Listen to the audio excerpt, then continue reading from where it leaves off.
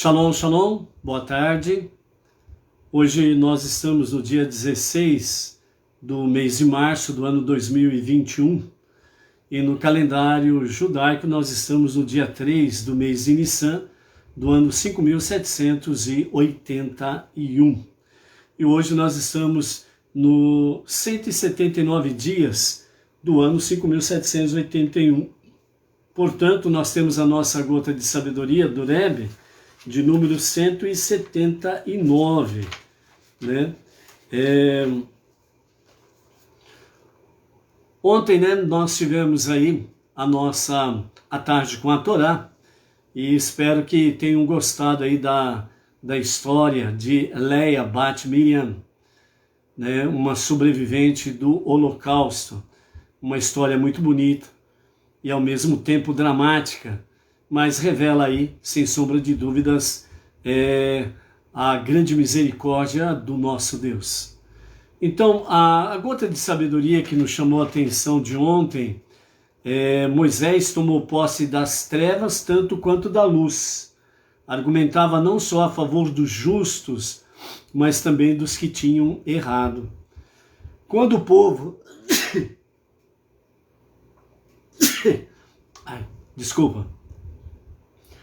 Quando o povo despertou a ira de Deus com o bezerro de ouro, apenas 40 dias após a revelação da unicidade de Hashem,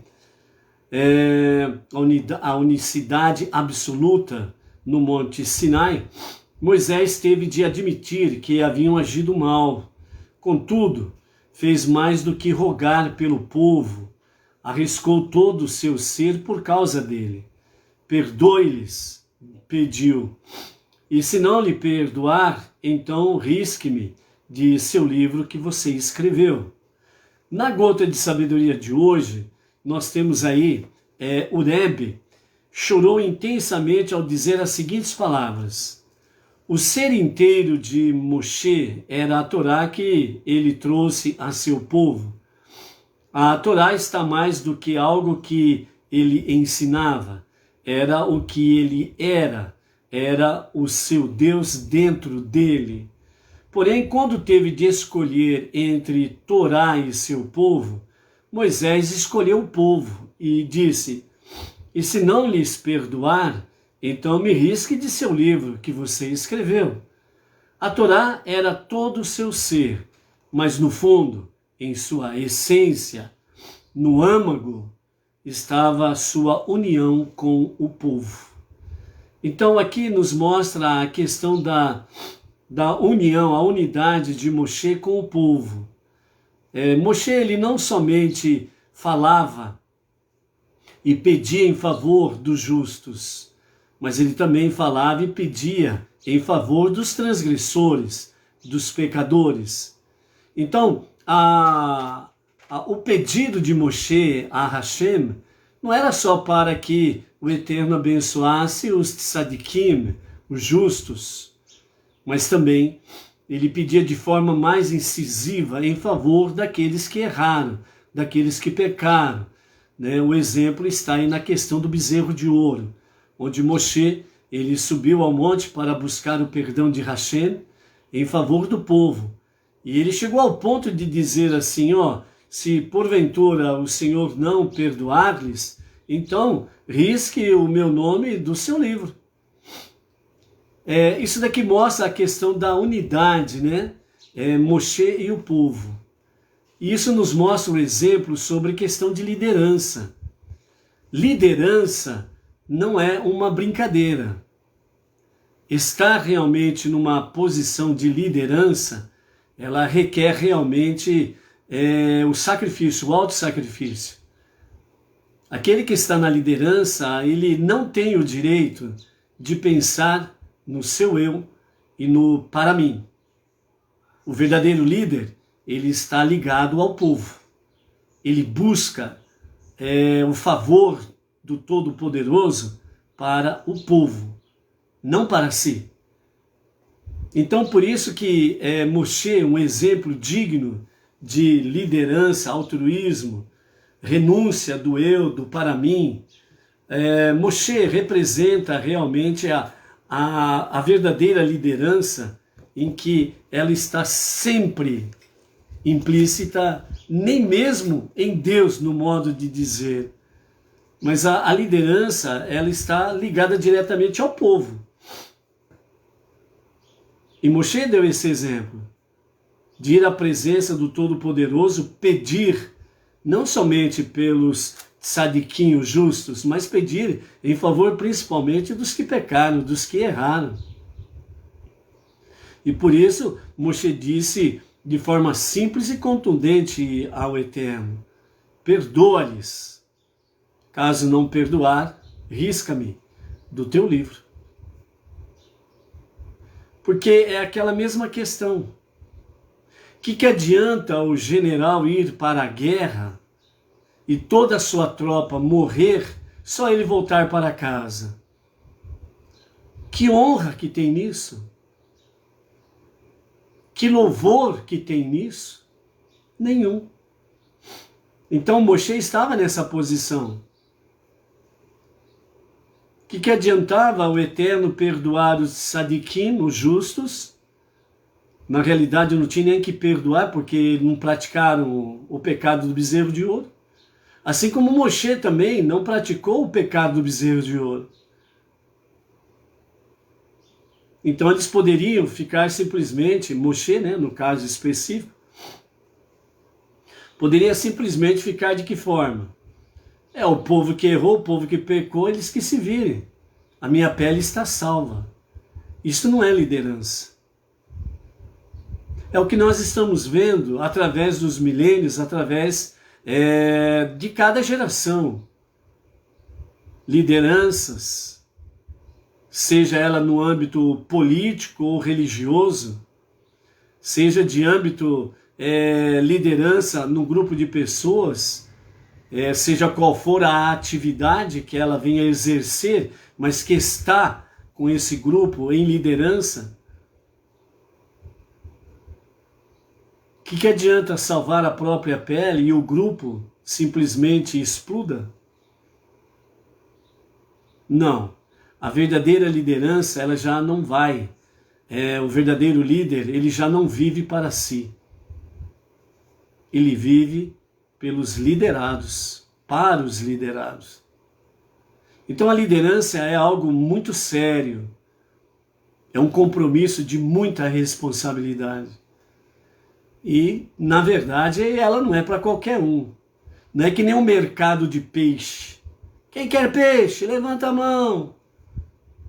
Quem quer ser líder, levanta a mão. Aí levanta a mão um monte de pangaré, que não sabe nem cuidar do seu próprio nariz, e quer ser líder para cuidar e exercer autoridade sobre múltiplas vidas. Então a liderança, sim, de fato, ela está muito ligada ao próprio Deus. Não é para qualquer um. E sem sombra de dúvidas, Deus que sempre estará à frente dessa escolha. Às vezes, você acha que essa não é a minha posição. E é você que é o escolhido por Deus. Às vezes aquele que nem no mercado de peixe, levanta a sua mãozinha, quer ser líder, e não tem nada a ver com você. E Deus não te escolheu. Então, por isso, a pergunta continua sendo: quem governa o mundo? Então, a liderança que Moshe, ele repassa para nós, é algo muito elevado, profundo, de muita responsabilidade, e levando realmente com seriedade a liderança, é aquele que está nessa posição. A última coisa que ele vai pensar é em si mesmo. A última coisa que ele vai pensar em sombra e água fresca é para si mesmo. Aliás, se nem os liderados têm vamos dizer, espaço para sombra e água fresca, muito menos a liderança. É um trabalho árduo. Já dizia alguém que ser líder é estar sozinho no meio de uma multidão. Já pensou a seriedade dessa expressão? Ser líder é estar sozinho no meio de uma multidão. Então, amados, né, é por isso que é importante cada um estar lendo, cada um estar orando, levando suas preces ao Eterno, em favor daqueles que estão em liderança. Porque é muito sério, é um compromisso de muita responsabilidade. E as pessoas que estão em liderança, elas precisam realmente não somente estarem aí naquela escolha e unção da parte de Hashem, mas ele precisa ter consciência das suas responsabilidades nessa liderança. Então, as preces em favor das lideranças é muito importante, ok?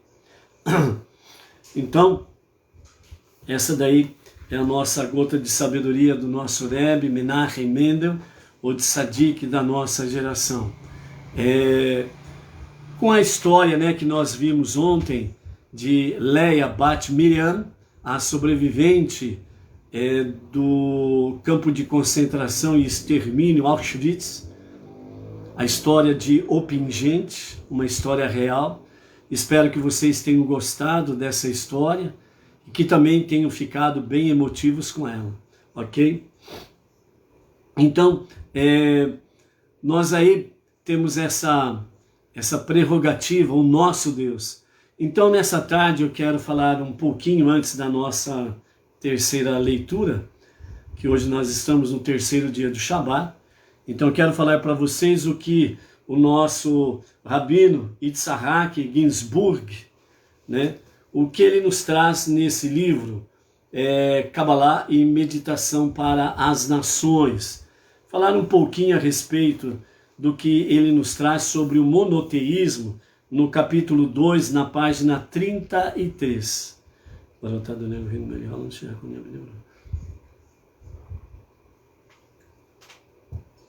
Então o nosso Rabino Yitzhak Ginsburg, que escreveu especificamente, né, esse livro para os Benei Noach, para os não-judeus, sobre Kabbalah, então ele nos traz aqui nesse capítulo sobre monoteísmo algumas coisas importantíssimas para que nós possamos estar aí conectados com elas.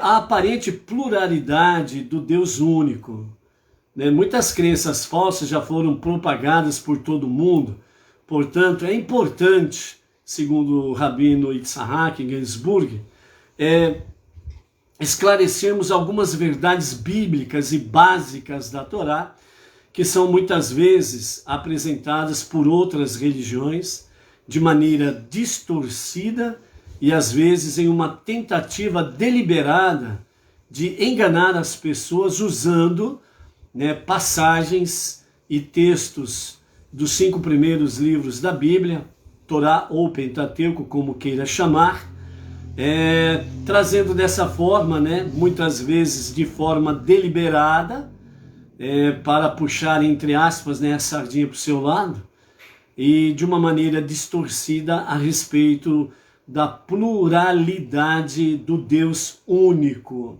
né? Só para entrarmos nessa questão aí de pluralidade. Você fulano de tal, você, por exemplo, você fulano de tal, você é casado, portanto você é marido, você tem filhos, portanto você é pai, você tem pais, portanto você é filho, você tem os seus sogros, né? Portanto você é genro, certo? Se os seus filhos já chegaram na idade de casar e constituir família e você tem aliás, o seu filho, a sua filha tem filhos, então você passa a ser avô. Se na sua vida secular, por exemplo, você é autônomo, ou você é médico, ou juiz, ou promotor, você é um dentista, você é um contador, você tem a profissão que você tiver. Então você é um profissional X. Então você tem mais uma faceta do seu eu, da sua personalidade. Portanto, né, você tem essa pluralidade de atributos, mas você continua sendo uma pessoa. Então, de forma simples, para que nós possamos entender e possamos, sem sombra de dúvidas, levarmos avante, né, para os não-judeus, a questão do monoteísmo. Deus, ele é pluralidade, ele tem os seus atributos, certo? E essa pluralidade não significa que Deus é 2 ou 3 ou mais do que isso. Deus, ele tem a sua pluralidade, mas ele permanece o Deus único, Errad, ok? Então, em primeiro lugar, segundo o nosso rabino Yitzhak Ginsburg, ele diz que Deus é absolutamente único. Deus, o Criador, não possui nenhuma dualidade intrínseca ou pluralidade sob qualquer aspecto ou forma. Toda a pluralidade evidente que as pessoas veem no Deus único é um resultado do processo de criação e de nossa incapacidade de existir na presença infinita do Todo-Poderoso. Por isso que Deus falou a Moshe: ninguém pode ver a minha face e permanecer vivo. Para entender a relação entre a unidade absoluta de Deus e as manifestações multifacetadas pelas quais ele se revela em nosso mundo, nos voltamos para a descrição cabalística da criação, a origem, o princípio, Bereshit, de todas as coisas. Então a Kabbalah ensina que, em termos mais gerais, a criação consiste em 2 etapas, ambas descritas usando a mesma palavra hebraica na criação, em Bereshit, no princípio. E a palavra hebraica é tzimtzum. Tzimtzum. Em hebraico significa tanto para diminuir quanto para se concentrar. Deus começou o processo criativo diminuindo. Esse é o primeiro significado do tzimtzum. Sua luz infinita, a fim de dar espaço, por assim dizer, para a sua criação. Ou seja, o limite final de qualquer processo de diminuição é a redução para zero ou o desaparecimento total. Isso é o que está implícito na Kabbalah, através do termo tzimtzum, em referência à contração inicial da luz infinita de Deus, a fim de criar espaço para que os mundos pudessem existir. Mundos descrevem o estado de ser aparentemente desconectado de Deus. O primeiro tzimtzum, como diminuição, permitiu que Deus, aparentemente, desaparecesse por completo nesta primeira etapa, através da qual a segunda etapa da criação tomaria forma. Ou seja, aqui de forma simples para que possamos entender, o tzimtzum, que significa diminuir ou concentrar-se, certo? Tem a mesma conexão ou conotação. Então significa assim, numa linguagem simples para entendermos, ok? Então, antes que se criasse qualquer partícula no universo, o que existia? Aí você vai dizer assim, nada. Aí que você se engana. Só ele existia. Só ele existia. Ou seja, o que existia antes que se criasse uma partícula no universo, ou uma centelha de partícula do universo. O que existia? Só ele. Só ele era o tudo. Só ele preenchia todas as dimensões. Em Bereshit, no princípio, na obra da criação, o que Deus fez? Ele fez tsim, tsum, ou seja, diminuição, concentrar-se. Ou seja, antes de existir uma partícula do universo, só ele existia. Ou seja, ele preenchia tudo, porque ele era tudo. Quando ele vem para a criação, então ele faz uma diminuição. Por que ele faz uma diminuição? Por que ele se concentra? Porque não havia espaço para nada. Ele, somente ele existia. Somente ele, no aspecto, para entendermos, só ele preenchia tudo. Portanto, não havia espaço para nenhuma centelha a ser acrescentada. Por isso, ele é o que ele é. Ou eu serei o que sempre serei. Se referindo ao tetragrama sagrado de Deus. Então, nesta primeira etapa, no princípio da criação, então, nessa primeira etapa, foi quando Deus, ele fez tsim, tsum, no sentido de diminuir-se. Para qual finalidade?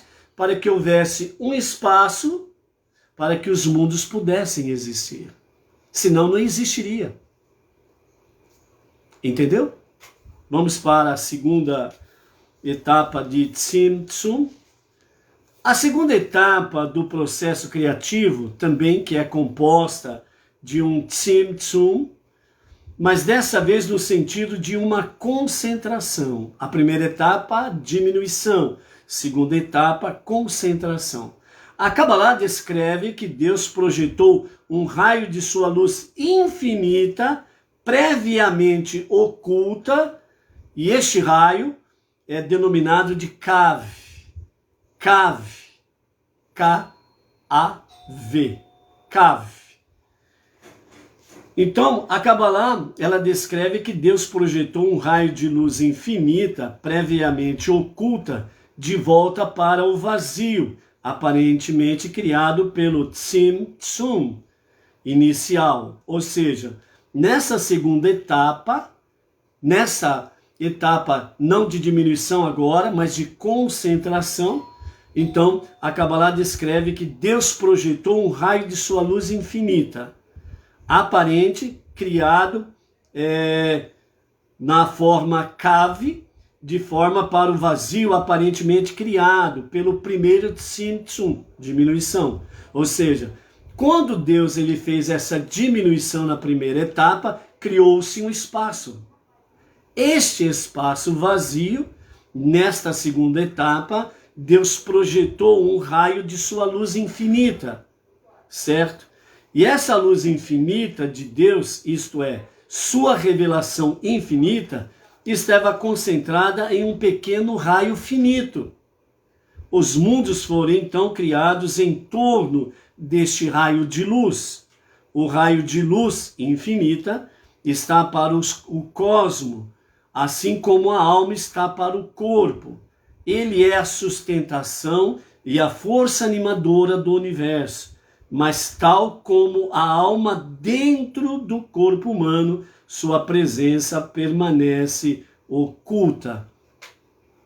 Para entendermos essa segunda etapa, então a primeira foi tsim, tsum, no sentido de diminuição.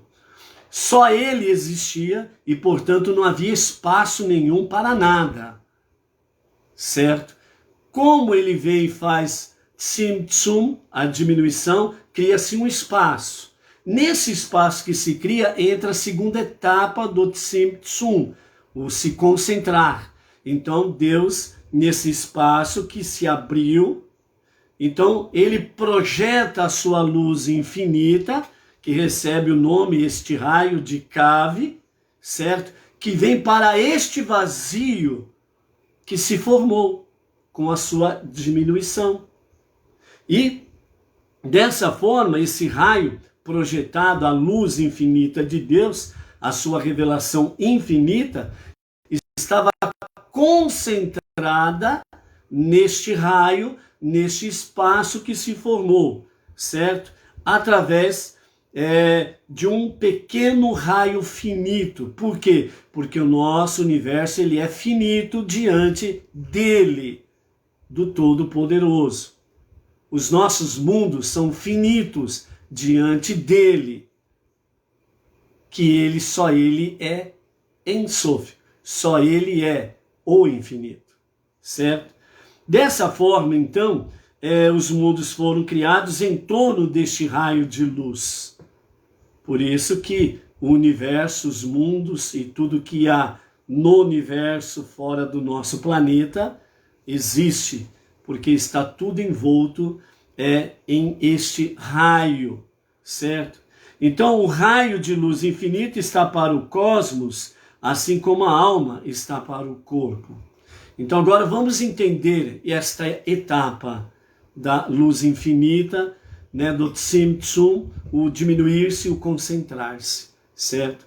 Assim como o cosmo, né, o raio de luz infinita está para o cosmo, assim como a alma está para o corpo. Portanto, a luz infinita, então a luz infinita está para o cosmo, né, assim como a alma está para o corpo. Então a revelação divina, as emanações de Deus, que nós conhecemos como através das 10 sefirot, né, os 10 frutos das emanações de Deus, que se chama Shekhinah. Então esta luz, a luz de Deus infinita, revelada através dessa Shekhinah, luz finita, para entendermos, e todas as coisas estão em volta dela. Assim como a luz infinita está para o cosmo, assim como a alma está para o corpo. Ou seja, a luz infinita, o próprio nome já diz, e portanto o cosmo, ela não tem como revelar plenamente essa luz infinita. Então, quando diz aqui o nosso Rav Yitzhak Ginsburg, dizendo que o raio de luz infinita está para o cosmos, ou seja, está concentrado de forma diminuta dentro do cosmo. O cosmo em si não pode revelar a luz infinita de Deus, porque ele deixaria de existir. Assim como a alma está para o corpo. Para entendermos a dinâmica da luz infinita e o cosmo, então vamos para a alma e o nosso corpo. A alma, como a alma está para o corpo.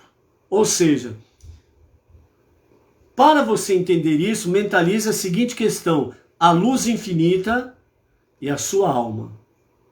O cosmo, o universo e o seu corpo. Dentro desta dinâmica, nós aprendemos e vamos revisar. A nossa alma, ela é imortal. Portanto, a nossa alma, ela é infinita. Qual é a dimensão da nossa alma? Se ela é imortal e infinita, ela é muito, numa linguagem humana, ela é muito, mas muito maior do que o nosso corpo. Então a nossa alma, que ela é imortal e infinita, ela está nesse corpo. O cosmo da nossa alma é o nosso corpo. A nossa alma, ela não pode se revelar plenamente, porque o nosso corpo não suportaria isso. e, obviamente, morreríamos. Entendeu? Então a nossa alma, ela está concentrada, diminuta, dentro do nosso corpo. Por isso que a nossa alma ela é comparada como a chama, como uma chama, que ela sempre está buscando ir para cima, para as alturas, onde é a sua origem. E porque ela é uma luz infinita também. Entendeu? Como que a nossa alma poderá se revelar como tal? Segundo os nossos sábios, a nossa alma só poderá se revelar como tal neste corpo quando o justo e o verdadeiro Mashiach se revelar, se manifestar e começar a época da redenção. Então, na redenção, a nossa alma ela terá mais liberdade do que no presente momento, em que ela não tem essa liberdade de ser e de se revelar como esta luz infinita. Na redenção, na época da era messiânica, nós começaremos a desfrutar desta luz infinita numa maior proporção na época da redenção com Mashiach.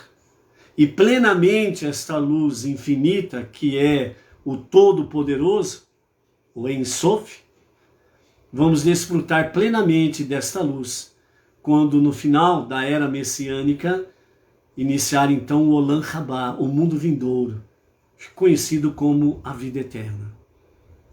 Entendeu? Então este é a pluralidade do Deus único. A luz infinita de Deus, se fôssemos capazes de senti-la diretamente, revelaria a sua singularidade e unidades absolutas. Mas por causa do Tzimtzum, em nosso estado normal de consciência, no tempo presente, só somos capazes de sentir a revelação da natureza de Deus através de sua pluralidade de manifestações. No entanto, um dos princípios mais básicos da fé judaica é que a diminuição e o desaparecimento da luz infinita não deve ser interpretado literalmente, ou seja, eles não foram eventos que transformaram a natureza de Deus como Criador. Em vez disso, o desaparecimento da luz infinita de Deus do lugar que ele preparou para a realidade criada ocorre apenas através de nossa perspectiva humana. A nossa mentalidade é limitada. Do ponto de vista de Deus, Deus, não mudei, certo? A luz infinita de Deus a luz infinita original permanece dentro do vazio aparente e continua a brilhar da perspectiva de Deus, tal como antes do processo criativo e do próprio Tzimtzum. A luz desapareceu somente a partir da nossa visão. E assim também com relação ao raio de luz, o chamado Kav, a partir da perspectiva de Deus, o sentido de expansão infinita permanece dentro do fino raio de luz que permeia o espaço primordial, ainda que se mantenha alheio a ele. Em nosso mundo, que é o último dos mundos criados em torno do raio de luz infinita, e que é físico e finito, Deus aparece para nós em múltiplas manifestações, mas Deus foi e sempre será um e apenas um. Por isso Deus é um, singular e único. Em relação à essência de Deus, os sábios o descrevem como um, singular e único. Um implica que a própria essência de Deus permeia toda a realidade. Toda a realidade, mundo visível e mundo invisível. Ele é a essência de todas as coisas. Dentro do aspecto singular, que também pode ser traduzido como somente um, implica que sua existência é a única existência verdadeira. Então, no aspecto singular, a única existência verdadeira é Ele. Por isso que só Ele pode dizer, eu sou. Para citar Maimônides, qualquer outra existência depende de sua existência. Significa simplesmente que qualquer coisa que existe no mundo visível e no mundo invisível depende dele. Senão, não existiria. Então, por isso, através da Torá e dos profetas, ele simplesmente diz, eu crio todas as coisas. Então, uma perguntinha simples, né? Você pode responder a seguinte pergunta, aonde Deus não está? Aonde Deus não está? Você sabe a resposta? Qual seria a resposta adequada a essa pergunta? Aonde Deus não está? Lembrando que Maimônides, ele disse, qualquer outra existência depende de sua existência. Portanto, Deus, ele está em todo o lugar. Não existe um lugar onde se possa dizer, ele não está.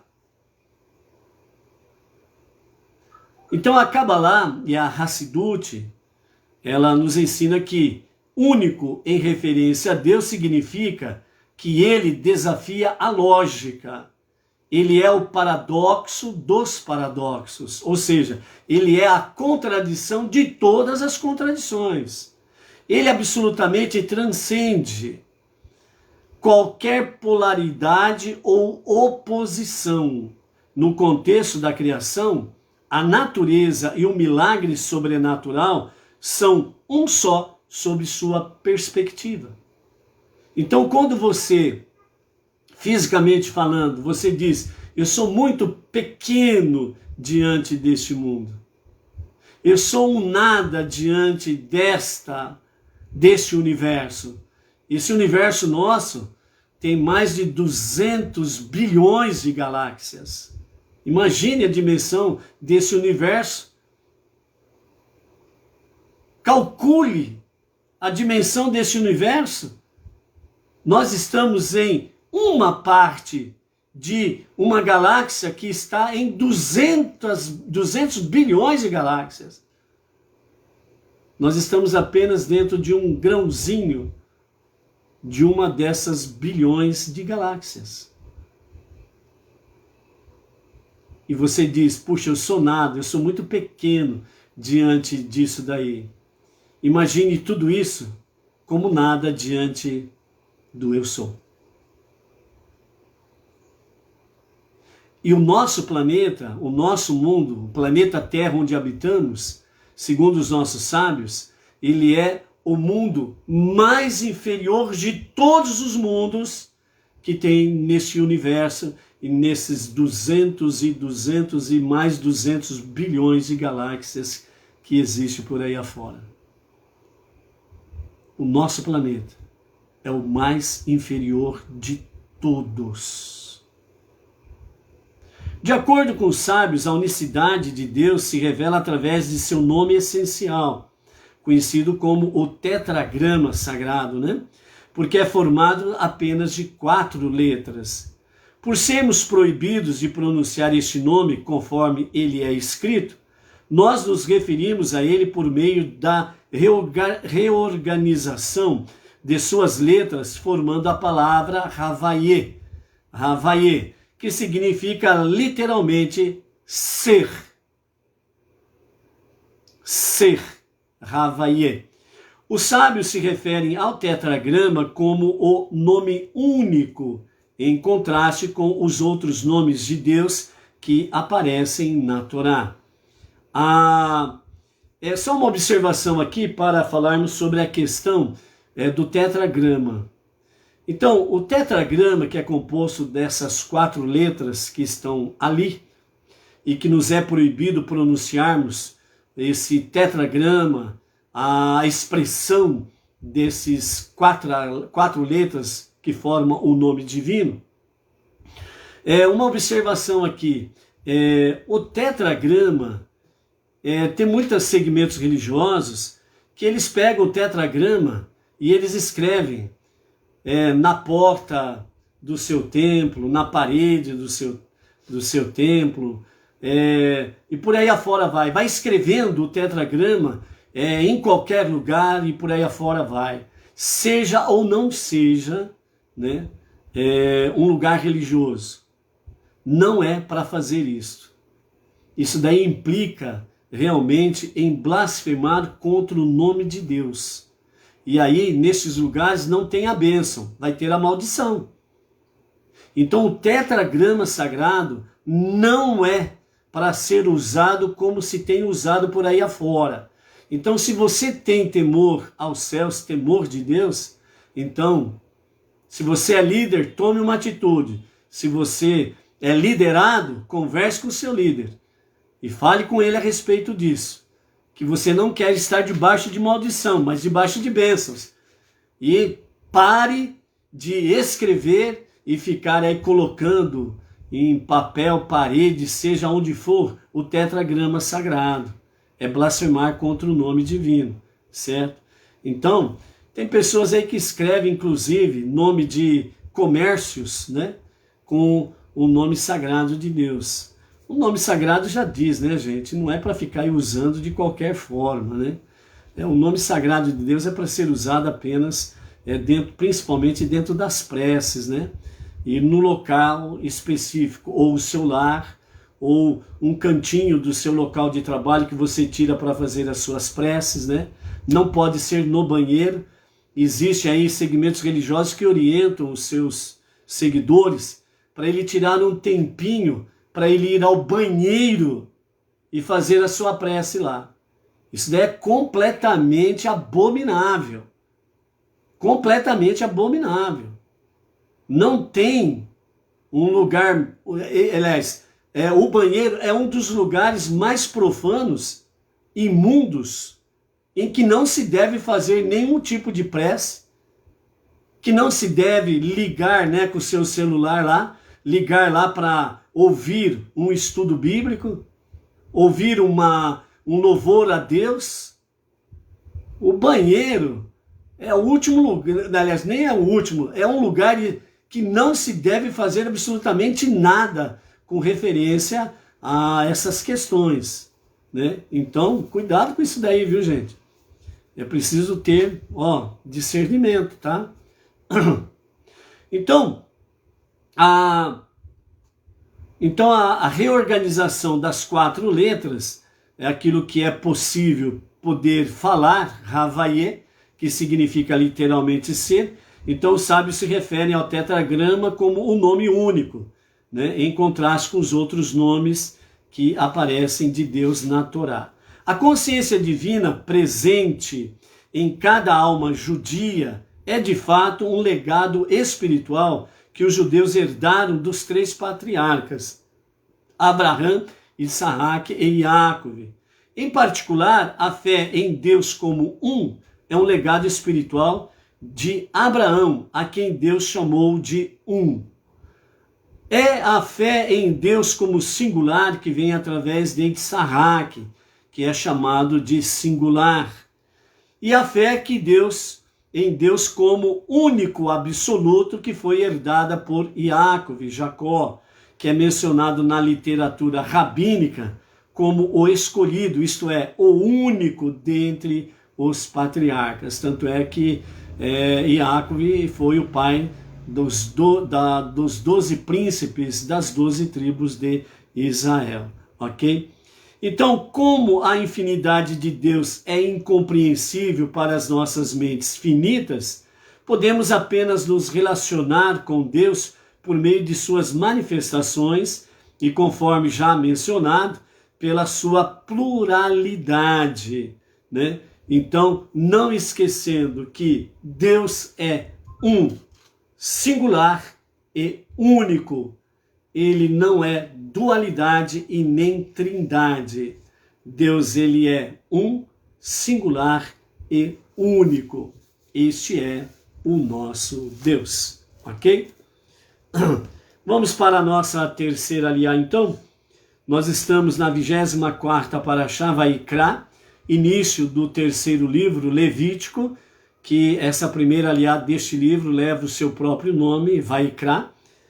E a nossa terceira leitura está no capítulo 2 de Levítico, a partir do verso 7 até o verso 16, com os comentários de Rashi. Na sequência, nós estaremos falando um pouquinho mais sobre o mês de Nissan, ok? Então, com os comentários de Rashi, nós estamos aqui falando sobre o sacrifício, né, a oferenda de farinha, né? Então, a farinha de trigo, nós vimos aí 4, né? São 5 tipos de oferenda de farinha de trigo. E nós vimos na aliá de ontem 4 e hoje vamos estar vendo a 5ª forma de oblação de oferenda de farinha.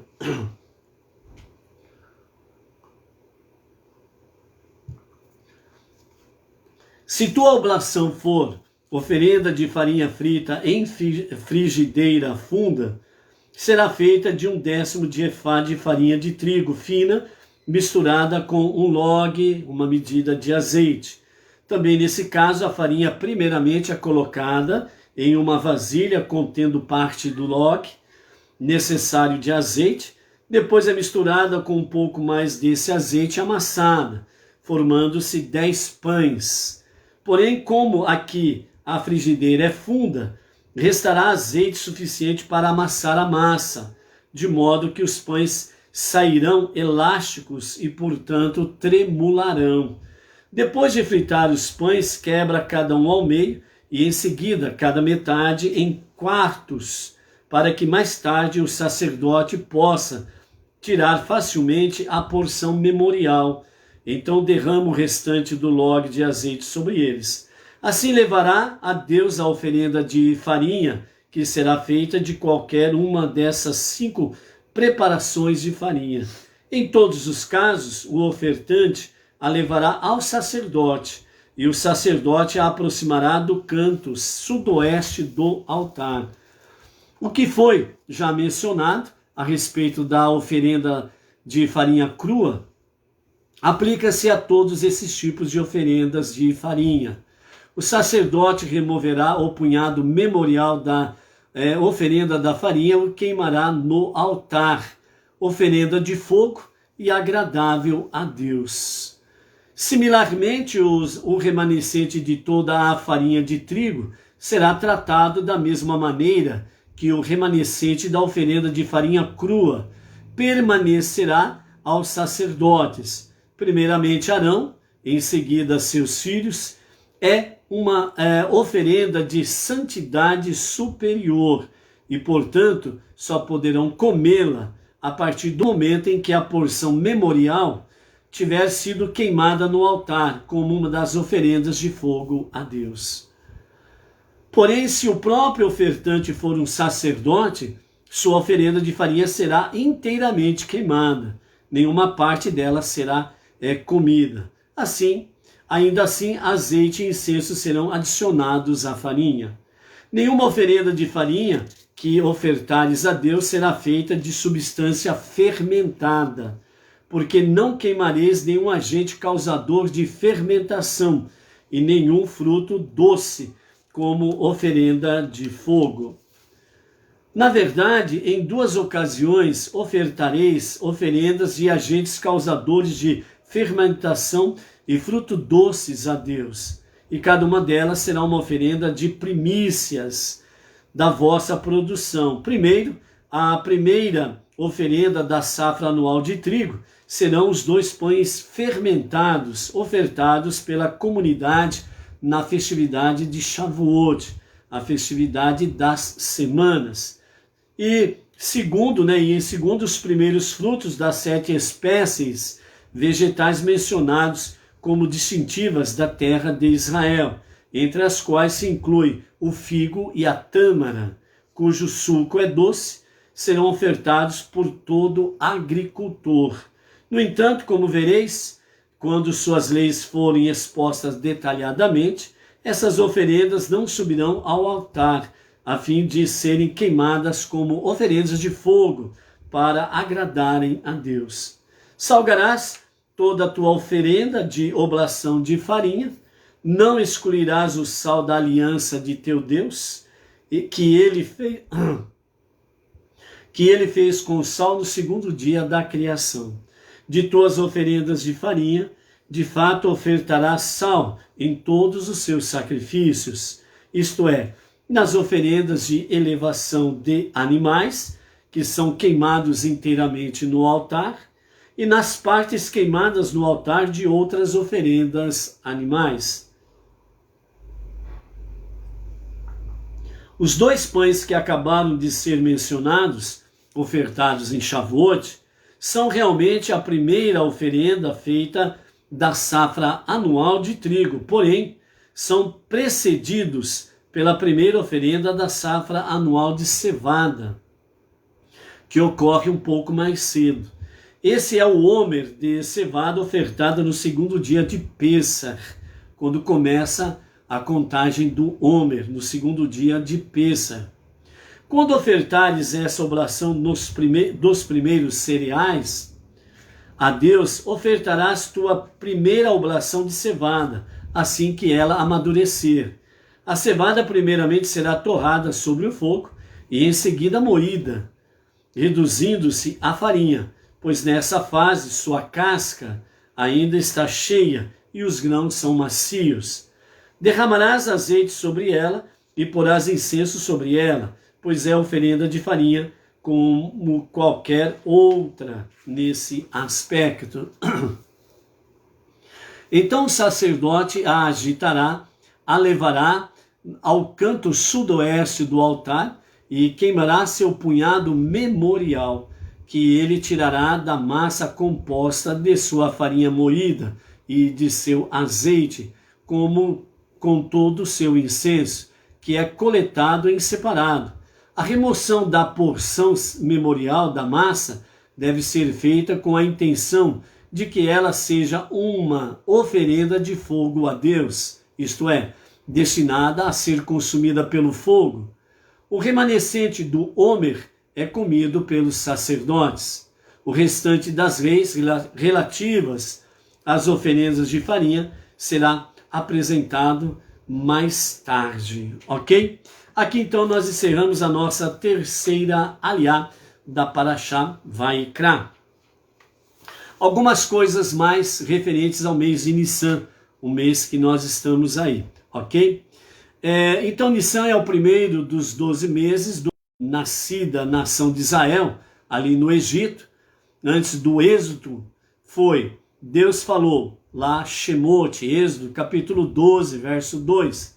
Este mês será para vós o primeiro dos meses.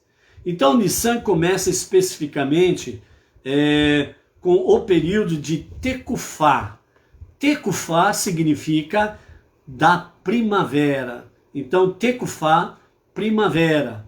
Os 3 meses desta Tekufá, os 3 meses da primavera, está o mês de Nissan, o qual nós estamos, o próximo mês que é Iyar, e o seguinte que é o mês de Sivan, que corresponde exatamente às 3 tribos do acampamento de Yehudá. As 3 tribos do acampamento de Yehudá é a própria tribo de Yehudá, Isahar e Zebulun. E essa tribo, esse acampamento, melhor dizendo, dessas 3 tribos, ela estava situado ao leste, do tabernáculo.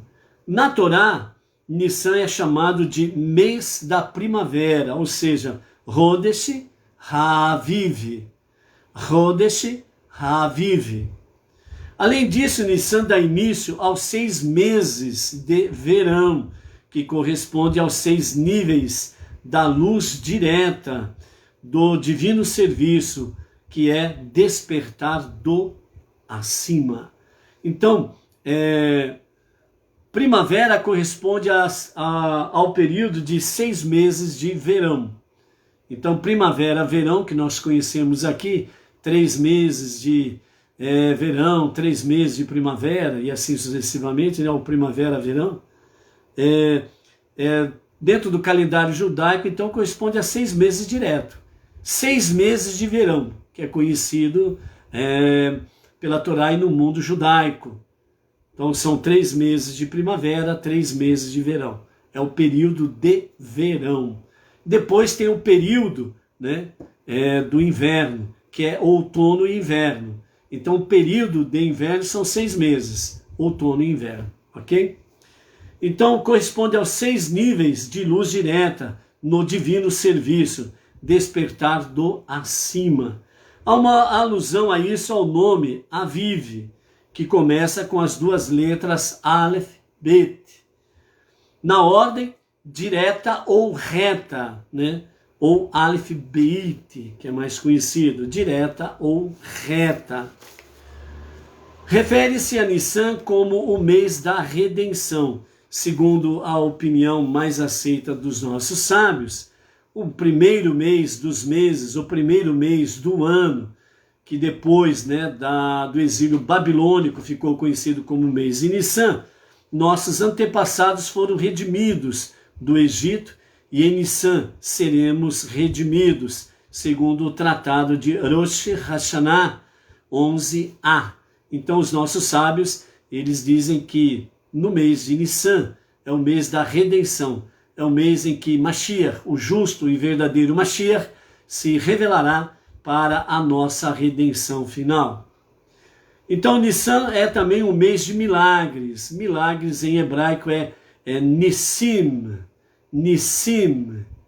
O fato de o nome Nissan possuir dois nuns, né, que é no início e no final da palavra Nissan, sugere que, segundo os nossos sábios, é Nisei, Nissim, Nisei, Nissim, ou seja, Nisei, Nissim, significa milagres dos milagres. Sobre a redenção do futuro é declarado: como os dias de vosso êxodo no Egito, eu revelarei a ele minhas maravilhas. Na Hassidut, nos ensinamentos, este versículo é explicado como significando que as maravilhas da redenção no futuro serão assombrosas e miraculosas, equivalentes aos milagres do êxodo do Egito. Milagres dos milagres. Isso que acontecerá na época da redenção, com a revelação do justo e verdadeiro Mashiach. A letra para este mês de Nissan é a letra Rei. É a origem fonética de todas as 22 letras do Aleph Beit. Nossos sábios ensinam que com a letra Rei, Deus criou este mundo, como é declarado no início da segunda narrativa da criação, que corresponde ao calendário judaico, começando a partir de Nissan. Beribaram, Berei, Beraam, né? Então, a partir de Nissan. Assim, o mês de Nissan significa a renovação anual da criação deste mundo. A Mazal, a sorte deste mês, é Talé, Talé, que significa Áries ou carneiro. O Talé simboliza o sacrifício de Pêssar, o primeiro sacrifício do povo judeu a Deus quando da sua redenção. O próprio povo judeu é também simbolizado como um cordeiro dentre 70 lobos. Por isso que a profecia lá, né, de Shayahu, Isaías fala, né, sobre o povo judeu, que foi levado como cordeiro diante do matadouro, né? O próprio povo judeu, então, é simbolizado como um cordeiro. De todas as criações de Deus, o cordeiro possui a inata capacidade de despertar misericórdia pela sua voz, a origem do sentido da fala do mês de Nissan, né? Então, a voz do cordeiro, ele desperta misericórdia, né? A tribo deste mês é a tribo de Erudá. Erudá é o rei, né? É a primeira das tribos de Israel. Seu nome significa dar graças na fala, que é o sentido de Nissan. O rei governa seu povo pelo poder de suas palavras, como está escrito, pois a palavra do rei é a sua lei. O mês de Nissan é o ano novo para reis, segundo Mishnah Rosh Hashanah 1:1. O sentido, então, deste mês é a fala. O sentido da fala sugere a capacidade da pessoa de expressar seus mais profundos sentimentos e opiniões ao próximo. Todas as formas de expressão são referidas genericamente como fala. Este mundo, criado pela letra rei de Nissan, está baseado em comunicação verbal, personificando a Sefirá de Malchut, reino, é frequentemente chamado de o mundo da palavra, o mundo revelado. Ou seja, dentro das 10 Sefirot, né, a cabeça das 10 Sefirot é Keter, a coroa. E a última Sefirot, a que está lá embaixo, né, é exatamente Malchut, que é o mundo, reinado, revelado, que é este mundo que nós habitamos. Então, dessa forma, nós temos aqui, para entendermos que o mundo, não somente o universo em si, mas o mundo que nós habitamos, onde que é mais perceptível a questão de tato, percepção de existir. Então aqui os sábios trazem para nós essa questão. Nós habitamos no mundo da palavra, porque tudo foi criado pela palavra. Portanto, tudo foi criado por letras. Eles disseram. Shalom, shalom. Uma pequena queda do sinal da internet, mas estamos de volta aí, amém? Então, continuando aqui, então o mundo que nós habitamos, não somente o universo, mas o mundo que nós habitamos, onde é mais perceptível o tato, o existir, nós olhamos e falamos isto, aquilo é um armário, aquilo é uma mesa, né? O existir. Então, os nossos sábios trazem para nós que não somente o universo, mas o nosso mundo, Malchut, tudo foi criado pela palavra, e a letra rei é a base da criação, segundo os nossos sábios. Por isso que os cientistas, se não me falha a memória, desde a década de 90, eles falam que o genoma humano tem mais de 31,4 bilhões de letras. Então, falando de uma forma simples, você é uma composição de letras. Portanto, você é palavra. Simplesmente palavra formado por letras. Ok? A principal mitzvah de Nissan aliás, o próprio radical para fala significa também liderar. Assim, o sentido da fala é basicamente o sentido de liderança. Por isso, quando Deus disse, logo foi cumprido. Ou seja, Deus liderou, o único criador, o único líder. Ele foi o único que criou pelo poder da sua palavra.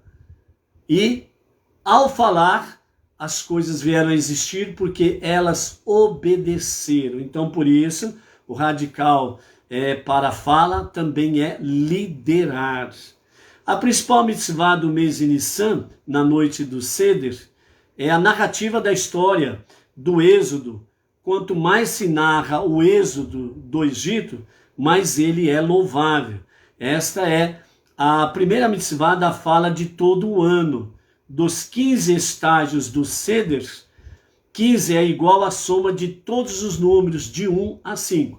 Se você pegar o número 1, 2, 3, 4, 5, ao somar 1 mais 2, mais 3, mais 4, mais 5, você vai ter exatamente o total de 15. Então 15 é igual à soma dos números de 1 a 5. Magid, a narrativa da história do Êxodo, é o 5º estágio.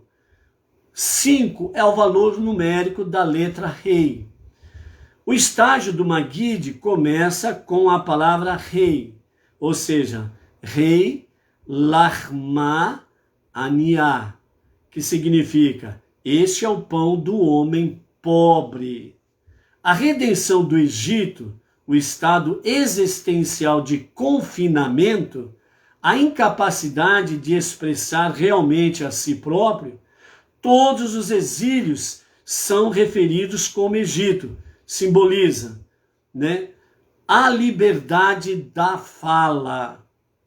Por isso que os sábios dizem que o bem maior que Deus deu a cada um de nós é a liberdade, a redenção. Por isso que todo exílio é referido ao exílio do Egito. Por quê? Porque o exílio do Egito, ele simboliza para todas as nações, não somente para Israel, mas para todas as nações. Representa o quê? Confinamento, que significa a incapacidade de expressar realmente a si próprio. Isto é um exílio. Isto significa que o faraó, ele foi incorporado em alguém aí nos tempos atuais, modo de dizer, e fez o que? O confinamento. A incapacidade de expressar realmente si próprio. Hoje em dia, quem fala a verdade é perseguido. A sua moral, a sua honra jogam no lixo.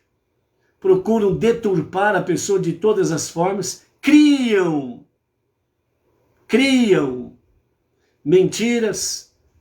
Criam crimes contra aquela pessoa. Então, falar a verdade nos dias atuais é um exílio, é um confinamento. Você está proibido de expressar a verdade. Enquanto que a mentira anda a passos largos, É o que você está vendo nos dias atuais.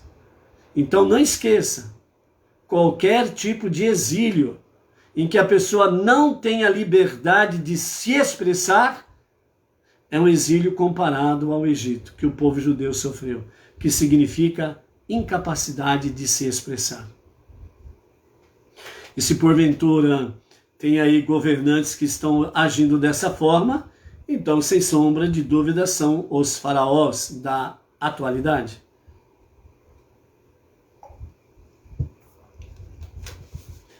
O controlador deste mês é o pé direito. Assim como falar significa liderar, assim também caminhar com o pé direito, o pé da confiança e da segurança, dirige e controla o sentido da fala da pessoa, como se diz: andarilhos, a caminho, falai. Foi a canção de Débora, lá em Juízes, capítulo 5, verso 10, depois da vitória contra o exército inimigo.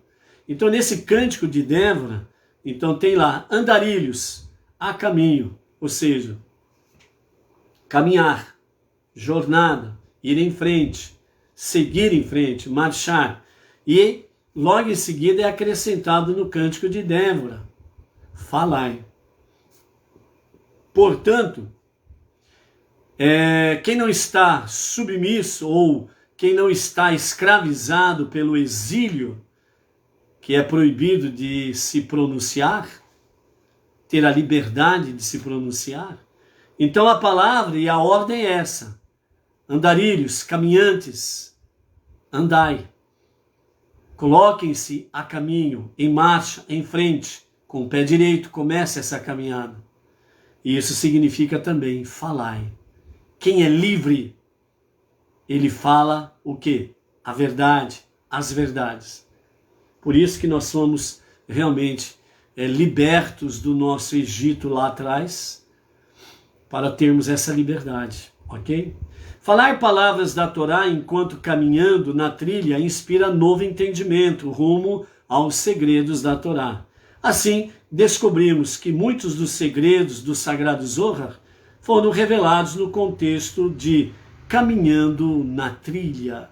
Então, caminhar na trilha, segundo o nosso rabino de Sarrak em Ginzburg, falando com referência ao mês de Nissan, temos estas verdades preciosas, os alertas que nós temos que estar atentos por causa da opressão dos faraós da modernidade, que quer que você seja um exilado, ou seja, que você não tenha a liberdade de falar a verdade.